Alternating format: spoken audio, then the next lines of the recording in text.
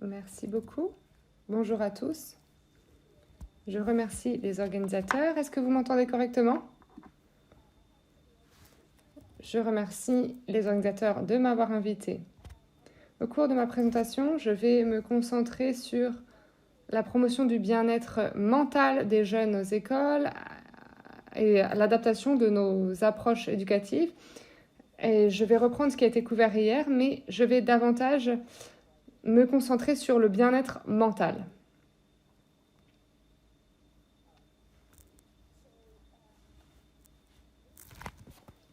Je vais commencer par me pencher sur les écoles qui sont un cadre important pour édifier une fondation du bien-être mental des jeunes, en particulier social et émotionnel. Je vais d'abord vous parler de ce qu'on entend par une école bienveillante. Je vais regarder certaines des preuves qui ont été trouvées sur ce sujet et quels sont les défis de cette approche. Et je vais également vous donner des aperçus de nos recherches sur le travail du cadre éducatif que l'on a mené en Irlande. Donc, lorsqu'on se penche sur les écoles elles-mêmes en tant que cadre pour promouvoir la santé mentale, c'est un cadre assez unique car des compétences cruciales pour la vie peuvent être enseignées de façon explicite ou implicite. Elles fournissent également un contexte de socialisation important pour les jeunes. Ils apprennent à entrer en contact avec les autres et c'est très important pour le développement sain de la jeunesse. Ils ont aussi un sens de collectivité, de lien, puisque c'est là qu'ils entrent en contact avec le reste de la société. Donc, promouvoir une bonne santé mentale est crucial pour le développement des jeunes et pour leur bien-être dans son entier. Cela permet aux jeunes de grandir, d'apprendre correctement et d'exploiter leur potentiel au maximum, de s'épanouir, pour ainsi dire. Cela permet également de réduire les risques de mauvaise santé mentale et cela promeut le bien-être en général. Donc, c'est un aspect crucial du développement. Nous savons que dans le monde complexe dans lequel on vit aujourd'hui, les jeunes ont besoin d'un large éventail de compétences pour pouvoir réussir et s'épanouir. Et je pense également aux compétences sociales et émotionnelles. Nous avons vu que les politiques de santé mentale, dans des organisations notamment comme l'OCDE, nous l'avons entendu hier, ont beaucoup insisté au cours des 10 dernières années sur l'inclusion du développement social et émotionnel au sein de ces politiques éducatives.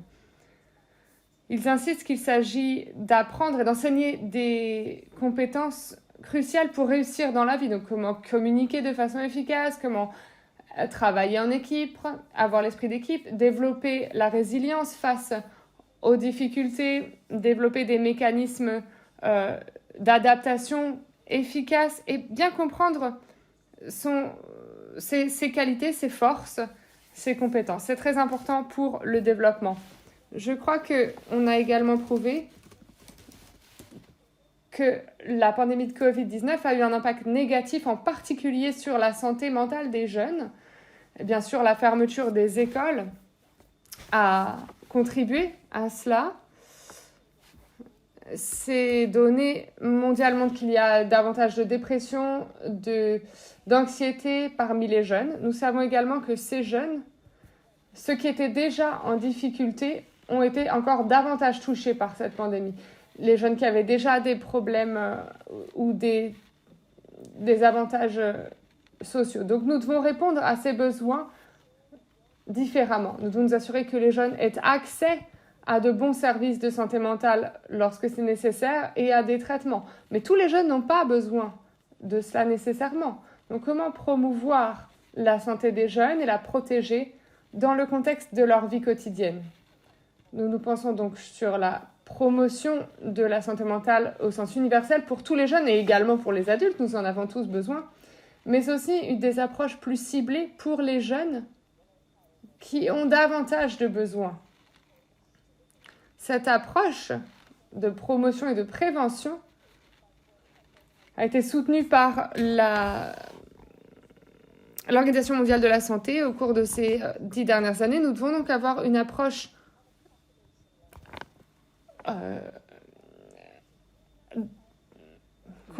exhaustive. On doit promouvoir la santé mentale, éviter que des problèmes de santé mentale adviennent et aussi avoir une convalescence pour les personnes qui ont eu des difficultés. Donc se concentrer sur la santé mentale, c'est très important.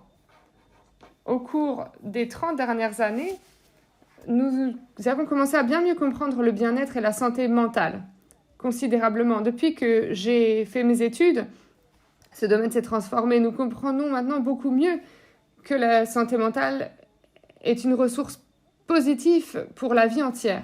Si l'on regarde la définition de l'Organisation mondiale de la santé ici, elle définit la santé mentale comme un état de bien-être mental qui permet aux personnes de gérer les stress de la vie, d'être conscients de leur capacité, de bien apprendre, de bien travailler et d'apporter une contribution à leur communauté.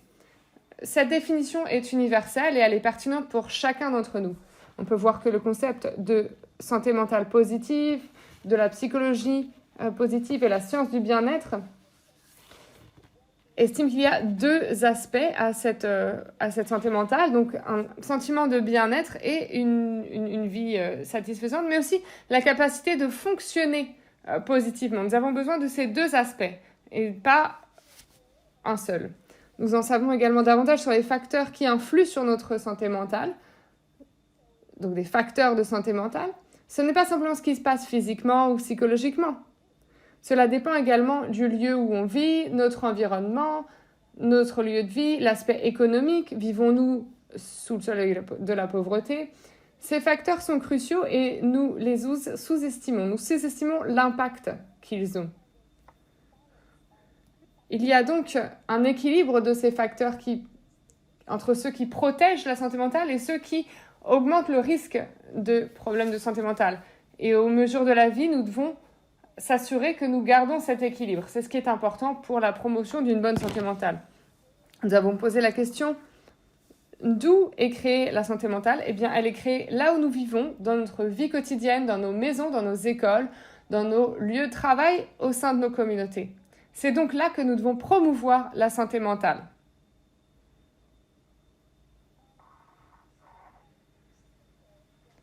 Notre dernier orateur hier a mis en exergue les indications que nous avons trouvées par la recherche qui ont montré que la réussite académique et éducative peut permettre d'avoir un bien-être social et émotionnel qui est crucial pour bien s'en sortir dans la vie.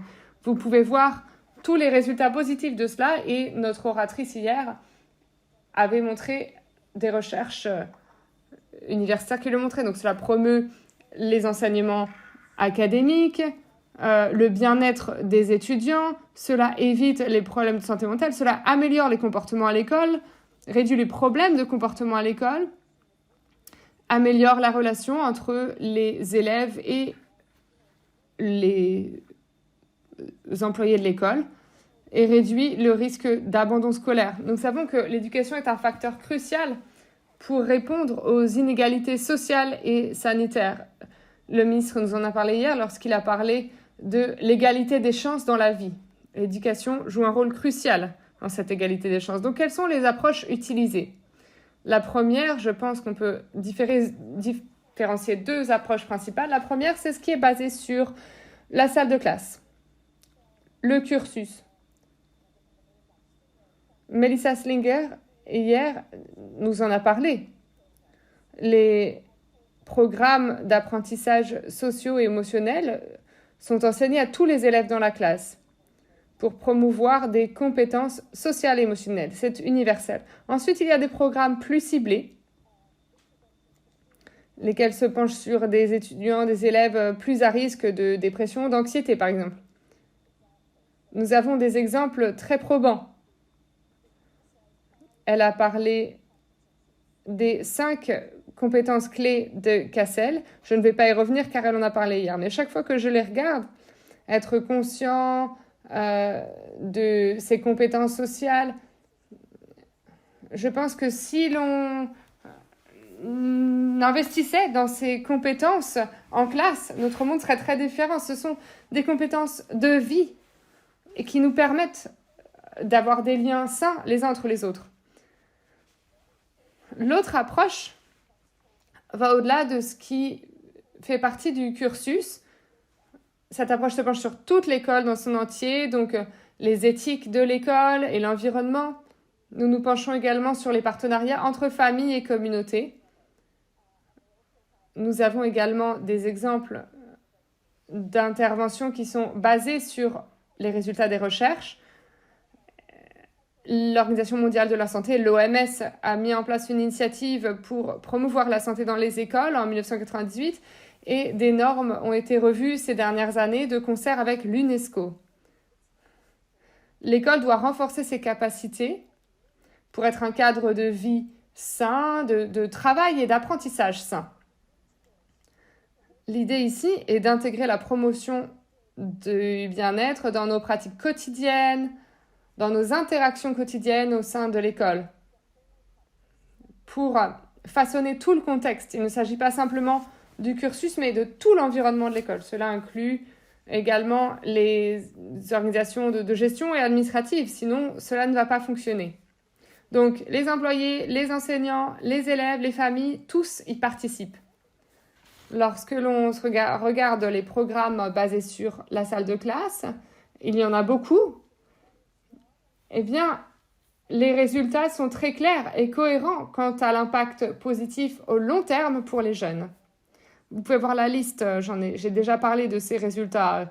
Réduire les problèmes de comportement, promouvoir des comportements positifs, on en a également parlé ce matin. Aux États-Unis notamment, les résultats ont montré que les résultats scolaires des élèves sont meilleurs, et ils ont de meilleurs résultats au test, jusqu'à 11 points de percentile, et non pas de pourcentage. Ce sont des compétences, des capacités pour le développement, et les résultats sont clairs. Les programmes de prévention plus ciblés, nous en avons également de bons exemples ici, concernant la thérapie cognitive et comportementale, numérique notamment, qui peut réduire les niveaux d'anxiété, de dépression et de stress, et ainsi les problèmes de comportement et de toxicomanie. Quant à l'approche pour toute l'école, nous ne penchons pas sur un seul programme, mais un changement systémique. C'est ce qui est difficile, mais les résultats sont également en augmentation. On voit Goldberg et Hall et Warren Lind qui ont obtenu des résultats sur ces approches. Et ce qui est clé ici, c'est que cela permet des résultats à plus long terme parce qu'on change l'environnement et pas simplement ce qui est enseigné dans la salle de classe. Donc on voit une amélioration des compétences sociales et émotionnelles, des meilleurs comportements. Et ces enfants qui sont plus à risque sont ceux qui tirent encore davantage parti de ces progrès. Il y a un impact encore meilleur lorsque les familles et les communautés s'impliquent. Mais adopter une approche pour l'école entière n'est pas une mince affaire. C'est complexe, il faut se pencher sur toutes ces dimensions différentes. Donc il faut regarder le contenu, qu'est-ce que l'on enseigne, qu'est-ce qui fait partie du cursus, quelles sont les politiques scolaires à mettre en place. Mais il faut également se pencher sur le contexte de l'école, parce qu'il n'y a pas deux écoles pareilles. Donc quels sont les types de pratiques à mettre en place dans les écoles, l'éthique, la relation avec les parents, l'implication de ces derniers. Ensuite, on se penche sur les capacités, les compétences, les résultats. Nous avons parlé de l'espace et du temps nécessaires pour que ce changement fonctionne. Donc cela requiert une planification minutieuse et il faut que l'administration soit aussi impliquée parce que on a besoin d'un système entier de soutien et pas simplement de quelques interventions, ça et là. Tout le monde veut tout changer dans les écoles, on le sait. Le cursus est bien trop important. Le programme scolaire. Si l'on reconnaît que les apprentissages sociaux et émotionnels sont complètement liés aux apprentissages aux différentes disciplines, eh bien, nous nous mettons d'accord pour changer cela. Donc, l'administration, le conseil d'administration de l'école, les employés administratifs doivent être impliqués. Il faut qu'il y ait une structure qui soutienne ce changement au niveau de l'école entière pour une école plus saine. Une planification et une mise en œuvre d'un soutien. Former les professeurs. Mais on ne forme pas simplement les professeurs en leur dit « Allez, à toi de jouer, c'est parti ». Non, il faut un soutien permanent car c'est complexe. Ceci doit être coordonné et nous devons nous assurer que ce qui est mis en place est basé sur les recherches. On ne choisit pas les programmes qui ont l'air les mieux, mais ceux qui fonctionnent réellement, et cela a été prouvé. Donc toute l'école doit promouvoir la santé mentale et pour ce faire, les écoles doivent travailler en partenariat avec le domaine de la santé et les autres agences de la communauté locale. En Irlande, par exemple, le secteur de la santé et de l'enseignement travaillent étroitement ensemble pour promouvoir cette approche. Comme je le disais, le défi, c'est qu'il faut regarder ce qui influence ces changements à différents niveaux. Donc, l'enseignant, l'attitude de l'enseignant, cela fait de la différence. Les élèves, le groupe d'élèves, ils sont divers. Quels sont leurs besoins spécifiques? À quel point sont-ils impliqués? L'implication des parents également. Quelle est la nature de la relation parents-d'élèves-enseignants? Et bien sûr, la communauté locale. Si l'école se trouve dans une communauté défavorisée, il va y avoir beaucoup de besoins de la part des enseignants, des employés de l'école et des élèves. Donc il faut vraiment comprendre toutes les pratiques de l'école de ce point de vue plus large et il faut se pencher sur la capacité à se lancer là-dedans. Peut-être qu'il y a beaucoup de travail à mener en amont avant de mettre ceci en place pour augmenter la sensibilisation. Et il faut prévoir ces stratégies, ces politiques, la planification. Lorsqu'on souhaite mettre en place un programme de bien-être, regardez quoi, qui, comment et où. Tous ces éléments doivent vraiment être planifiés dans le cadre d'une structure de soutien. Très rapidement, certains aperçus que nous avons pu obtenir en Irlande. En Irlande, nous avons une déclaration de politique de bien-être, ce qui fournit un cadre dans son ensemble pour mettre en place ces écoles saines avec tous les éléments dont j'ai parlé. Et donc, il y a ce continuum de soutien, un soutien pour tous les élèves, donc pour toute l'école et dans la salle de classe. Ensuite, il y a du soutien pour certains élèves qui ont besoin de soutien plus ciblé et de prévention. Et ensuite, il y a le soutien pour un nombre réduit d'élèves qui ont des besoins complexes et qui ont besoin du soutien d'un spécialiste. Voilà le continuum de soutien. Pour mettre en œuvre ce programme de bien-être, il y a besoin d'une mise en œuvre par niveau. La politique est en place, elle est ancrée dans la politique éducative, nous formons les professeurs et ensuite il y a des ressources mises en œuvre pour soutenir ces professeurs à l'heure de mettre cela en place. Nous travaillons avec le ministère de l'Éducation et le secteur de la santé pour mettre en place un programme intitulé Mind Out pour les adolescents et c'est basé sur les compétences clés de Cassel. Nous travaillons également avec des professeurs et des jeunes à l'heure de rédiger le programme pour s'assurer que ce contenu était pertinent en termes culturels et pour cette tranche d'âge. C'est très structuré, il y a des stratégies interactives, il est mis en place par des professeurs qui sont formés spécifiquement pour cela et nous nous basons sur le programme de santé qui est obligatoire et qui l'a été depuis 20 ans en Irlande. Cela fait vraiment partie de notre programme. Vous pouvez le voir, il y a 12 sessions. Je crois qu'il y en a 13 en fait parce qu'il y a aussi une session d'introduction. Donc 12 composantes différentes. Katie Darling a beaucoup travaillé au développement de ce programme, donc je souhaite mettre en avant son travail.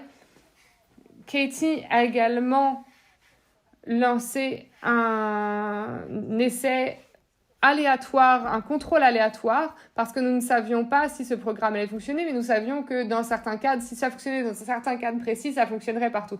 Nous avons eu d'excellents résultats suite à ce contrôle aléatoire. Cela permet d'améliorer les compétences sociales émotionnelles, en particulier les compétences de gestion des difficultés, le bien-être. Cela réduit le stress, la dépression, l'anxiété, notamment pour les jeunes élèves filles.